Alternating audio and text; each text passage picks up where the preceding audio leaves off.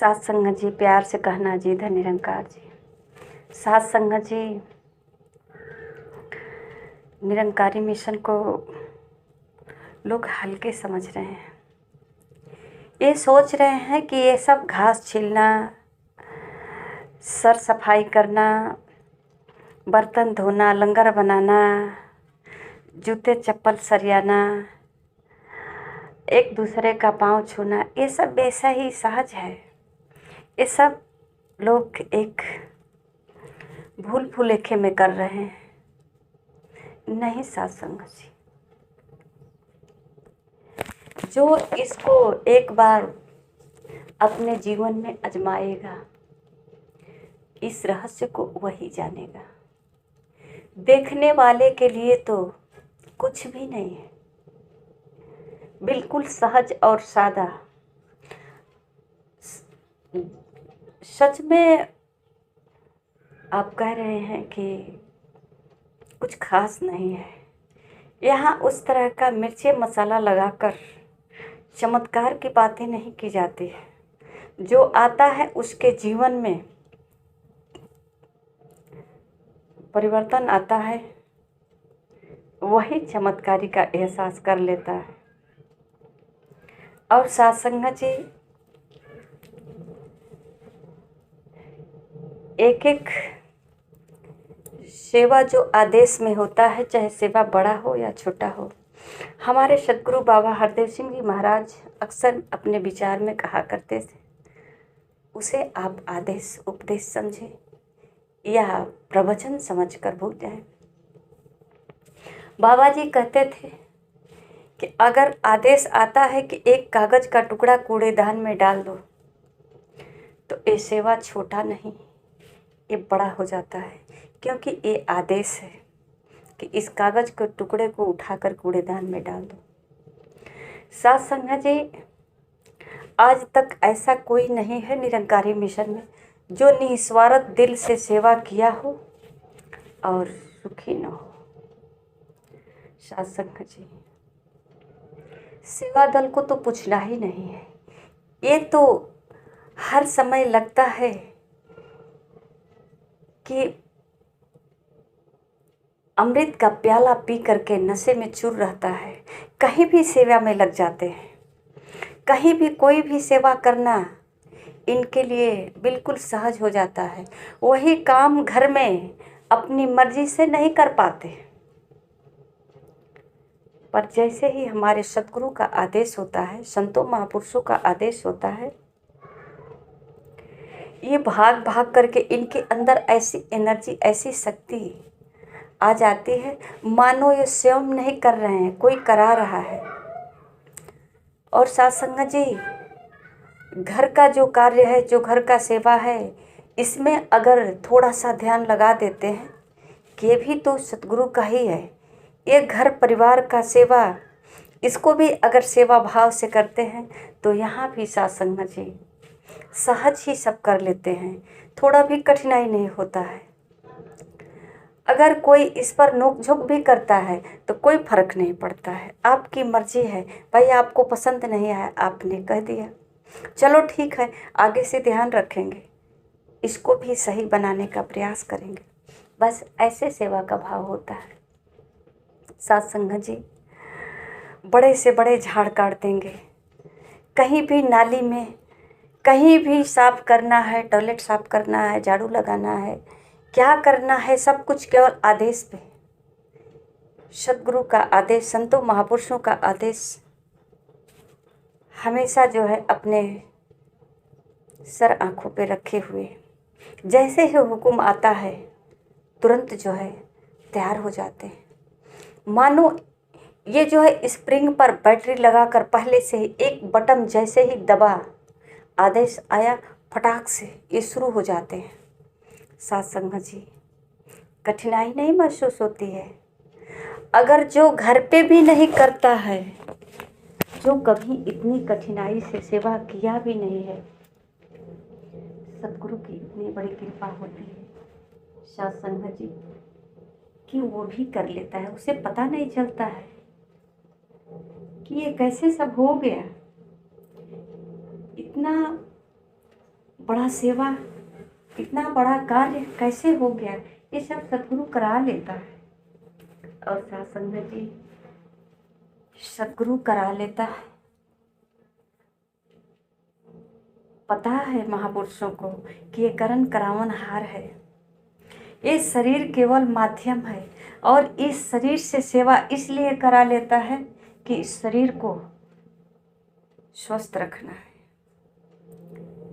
इस शरीर में किसी प्रकार का रोग व्याध नहीं आता है।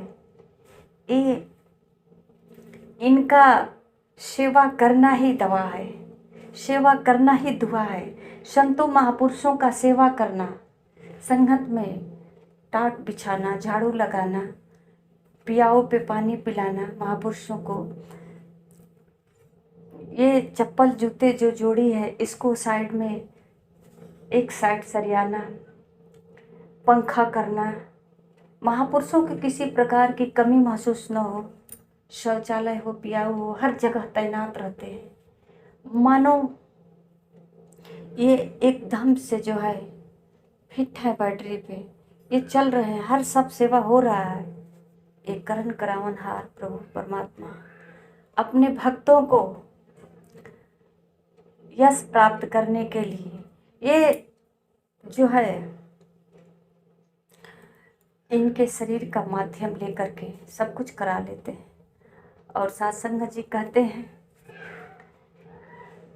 कि तन से, मन से, धन से, तीनों से अगर निस्वार्थ सेवा जो करता है, सत्संग जी कभी दुखी नहीं रहता है, कभी दुखी नहीं रहता है। संतुष्ट और पुण्यवान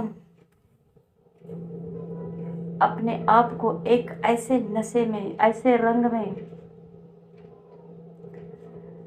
गोत देता है कि सत्संग जी उसे एहसास नहीं होता कि मैं निर्धन हूँ, बेसहारा हूँ,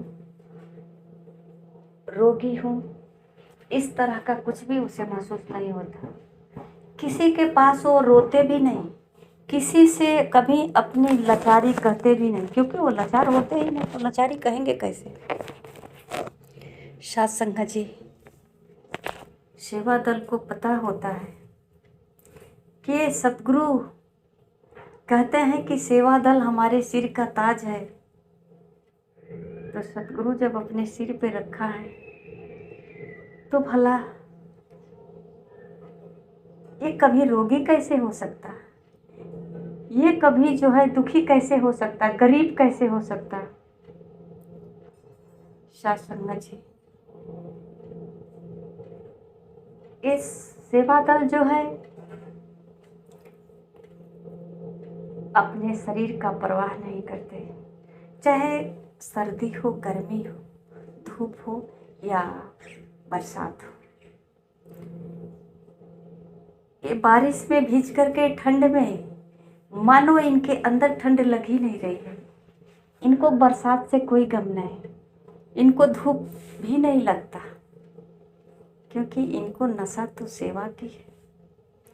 सेवा की जब नशा चढ़ जाती है तो सिर्फ सेवा ही दिखता है, धूप नहीं, बरसात नहीं, ठंड नहीं। इतने मस्त रहते हैं, इसमें इतनी मगन रहते हैं, मानो कितना आनंद आ रहा है इनको।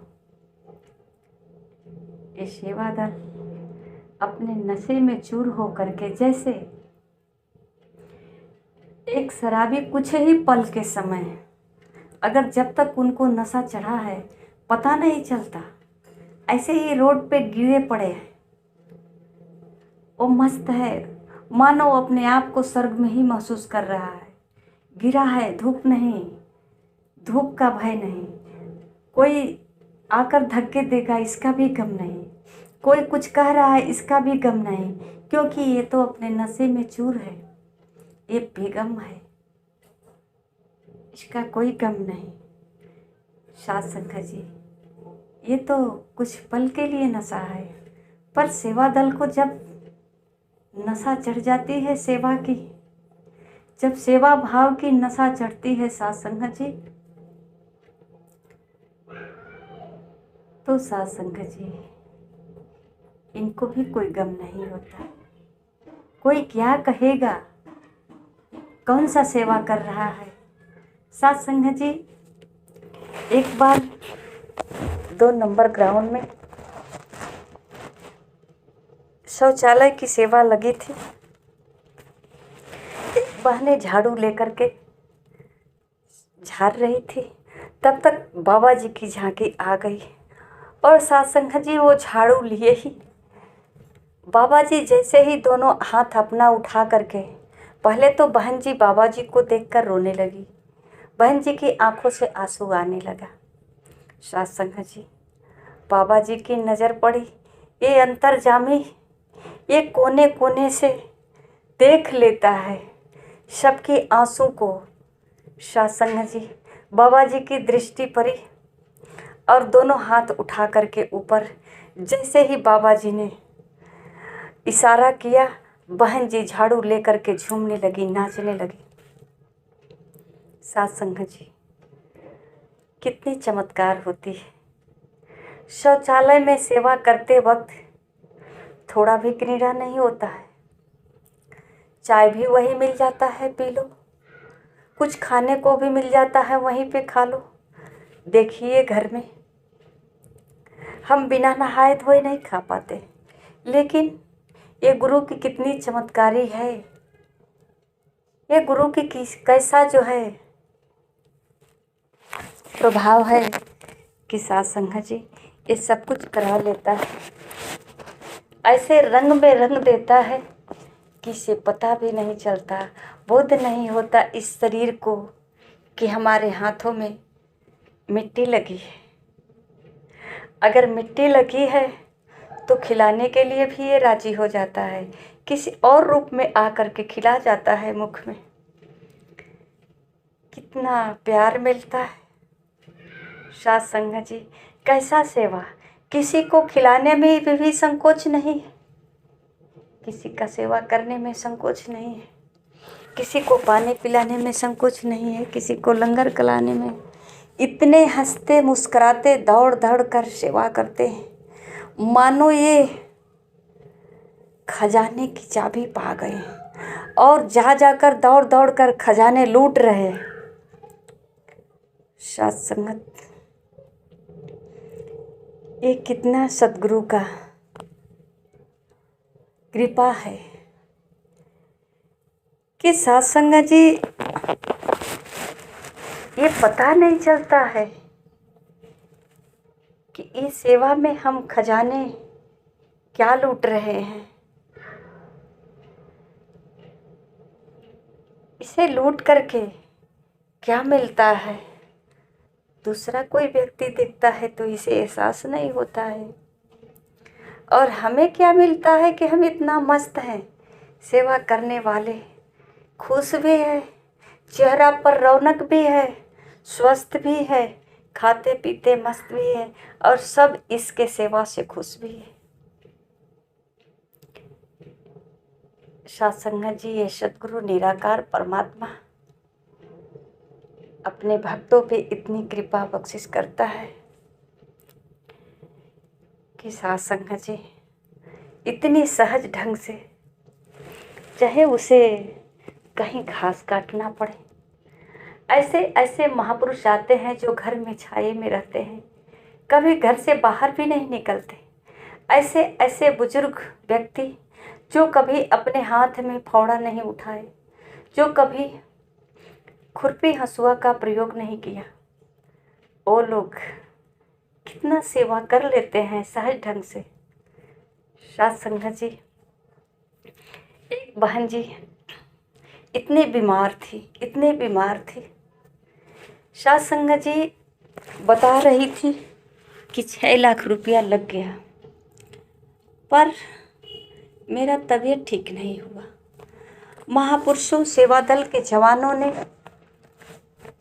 उस बहन जी को खींच कर ले गए, चलिए हमारे साथ, दिल्ली समागम की तैयारी चल रही है और उसमें आप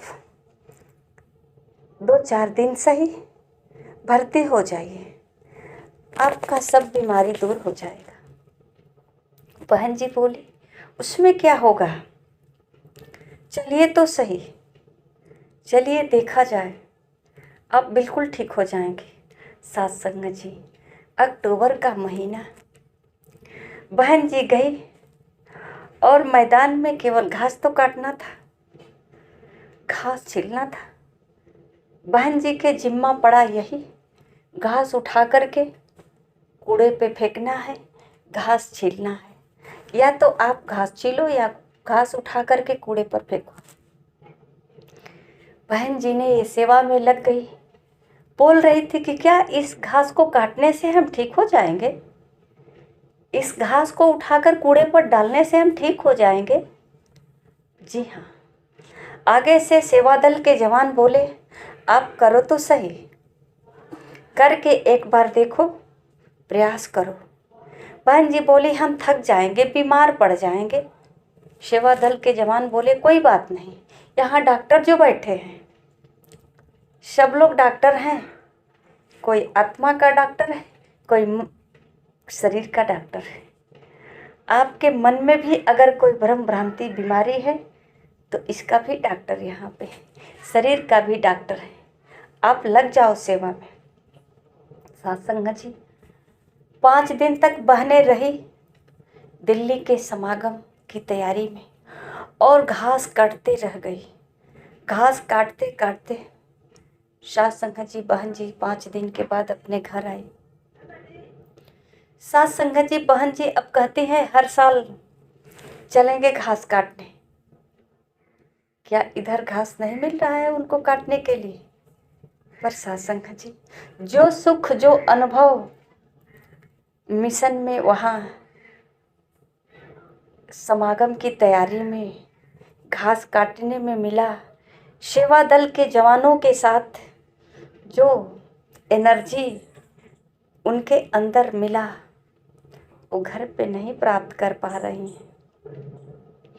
एक भ्रम और खड़ा हो गया कि सत्संग जी ये सुख तो सद्गुरु कहते हैं घर पे भी मिल जाना चाहिए जब हमारा सेवा का भाव होगा। तो सत्संग जी बहन जी आज भाग भाग करके सेवा करती है, बहुत दूर दूर तक पैदल भी चल लेती हैं और अपने पूरे परिवार को मिशन से जोड़ती। कहते हैं आज सत्संग जी कि वहाँ तो वैद्यों की कमी नहीं है, वहाँ तो रोम रोम का इलाज हो रहा है, मन का इलाज हो रहा है। थोड़ा भी मन विचलित नहीं हो पाता, थोड़ा भी मन को सोचने का अवसर नहीं मिलता। एक से बढ़कर एक डॉक्टर, कोई कविता के माध्यम से तो कोई भजन के माध्यम से तो कोई विचार के माध्यम से तो कोई सुमिरन के माध्यम से। बाप रे,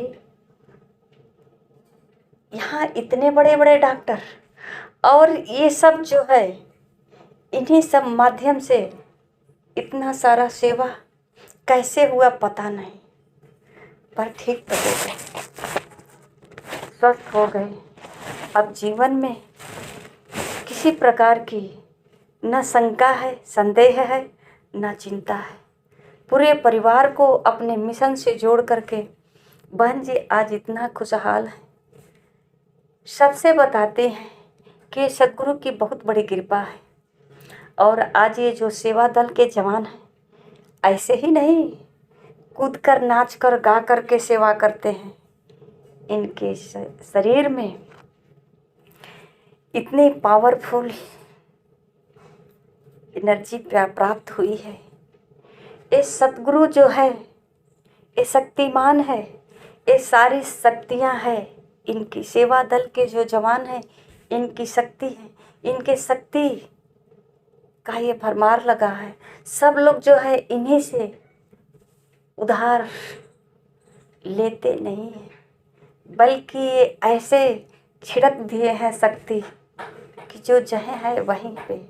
कोई नाचने में अपनी शक्ति का एनर्जी खर्च कर रहा है, कोई गाने में खर्च कर रहा है, कोई चलने में, कोई खाने में मस्त है। सब जगह कोई कहीं से उदास नहीं है, कहीं से किसी के चेहरे पे उदासी नहीं है, किसी के चेहरे पर किसी प्रकार का दुर्भाव नहीं है। कोई ऐसा नहीं सोचता है कि कौन कहाँ से है, कैसा वस्त्र पहना है, क्या खा रहा है, कैसे खा रहा है। कुछ देखने का अवसर नहीं मिलता उसे, मानो उसकी आंखों पे चमत्कारी की पट्टी चढ़ गई।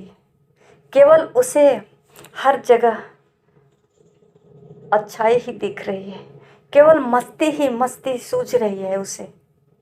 उसका हर समय शरीर, अगर आंखों से आंसू गिर रहा है तो ये विरह के आंसू होती है। काश पहले आ जाते। आज जितने दिन तक जो पीड़ा महसूस किए थे, आज जो खुशी मिल रही है, काश पहले आ गए होते।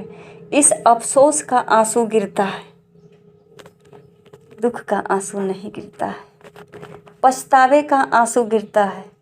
आइए सत्संग जी, अपने भाग्य को संवार लें।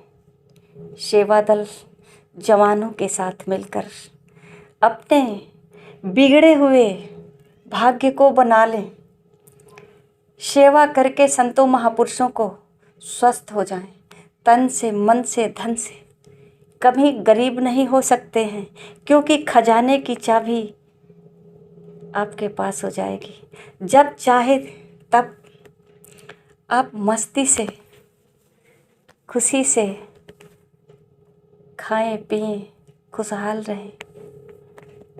एक खजाना खुशी का कभी आपसे दूर नहीं हो सकता, क्योंकि जो खुशी का मालिक है ना, ये आपके हर समय अंग संग रहता है। ये कभी आपसे दूर नहीं हुआ है, बल्कि दूर आप हैं। आपकी जो इस संसार में अंधकार, अज्ञानता का जो चढ़ा है, दुख का कारण यही है। आइए अंधकार से प्रकाश में आइए, अपने जीवन को प्रकाशित करिए और खजाने का मालिक आप स्वयं हैं। पर अनजान अज्ञानता के कारण आप दुखी हैं, अपने आप को दुख में हमेशा डुबोए रहते हैं। कष्ट महसूस होता है, जैसे मानो आपको पता नहीं कि आपके पास कितने धन है।